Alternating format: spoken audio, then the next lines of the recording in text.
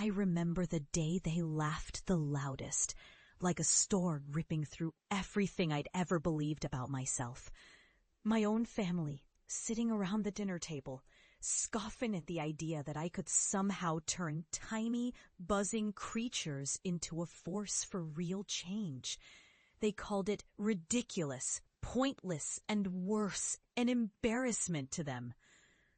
I was just trying to do something that mattered, but in their eyes, I was a fool for believing I could make a difference.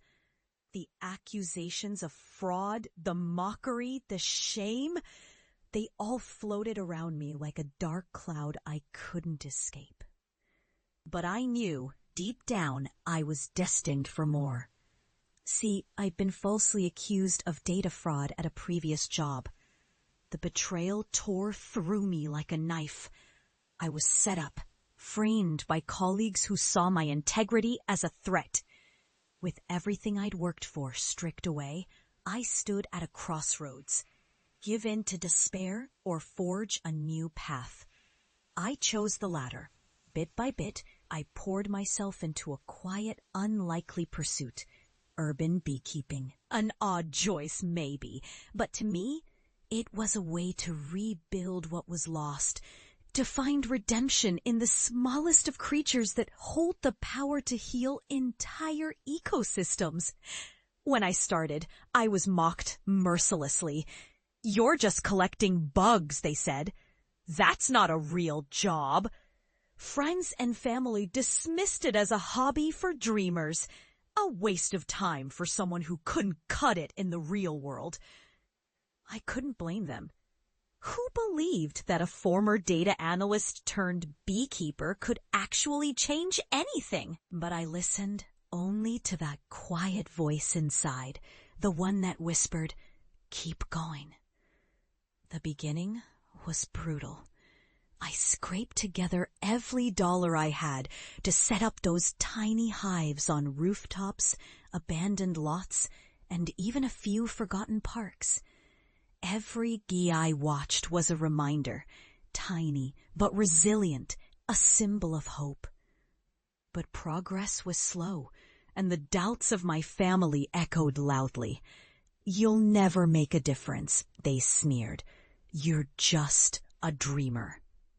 I endured the ridicule, knowing that every hive I fostered was planting a seed for something bigger than myself. And then came the breakthrough. It wasn't immediate, but slowly the city started responding. Polluted corners of concrete and glass began to bloom with life plants, reclaimed by the industrious work of those bees. The tiny ecosystems I nurtured grew into vibrant patches of greenery, transforming barren wastelands into pockets of hope. What was once dismissed as a ridiculous pastime became a vital part of the city's recovery. The bees weren't just honeymakers. They were messengers of renewal, catalysts of change. Years turned into a relentless march forward. I watched as my efforts blossomed into a movement. Urban beekeeping courses sprouted up.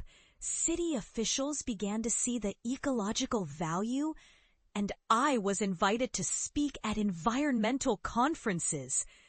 I built a thriving business, supplying healthy hives, consulting on urban green spaces, and sharing the story of resilience. I was no longer the fool they mocked. I was proof that persistence and passion could overturn even the deepest cynicism. And then the day arrived when I returned home. I stepped into the driveway of the house I grew up in, and my family's faces turned ashen when they saw me, dressed in a suit carrying a hive box I'd designed myself. I could feel their eyes. They saw me not as the failed outsider, but as someone who had become a force for real change. I saw their embarrassment, their hesitation, as they realized I had succeeded beyond anything they had ever imagined. Instead, I led them to the backyard, which had been transformed. What was once a neglected patch of earth, scarred by years of neglect, was now a thriving oasis. Native plants, blooming flowers, and flourishing trees lined the space, all buzzing with activity. I opened a hive, and dozens of bees emerged, dancing in the sunlight, tiny workers building a future from the ground up. I watched my family's expressions shift from skepticism to awe, and a quiet understanding seeped in. It was in that moment that I realized how deeply their scorn, their doubt, their mockery had been the catalyst, an unintentional push that forced me to prove I was more than their expectations. I saw the hurt behind their eyes, perhaps regret, perhaps guilt, but I also saw pride in what I had become. The truth was clear. I had turned their contempt into my greatest strength. And as I looked around at the flourishing landscape, I knew I had won a different kind of victory. A victory rooted in resilience, in staying true to myself, and in transforming rejection into redemption. I had built something lasting, something that would outlive their doubts and mine. I had become a symbol of hope, proof that even the most dismissed dreams can blossom into something extraordinary. Sometimes I think about those early days, how I was mocked and dismissed, how I almost believed I was wasting my time. And I'm grateful for that pain because it pushed me to dig deeper, to find purpose in places others never saw. My journey taught me that failure is only a fall before a rise, and mockery is merely fuel for a fire that refuses to die. So, to anyone listening, if they tell you your dreams are ridiculous, remember this. The greatest stories of change start with doubt. The key is to keep going, even when the world laughs.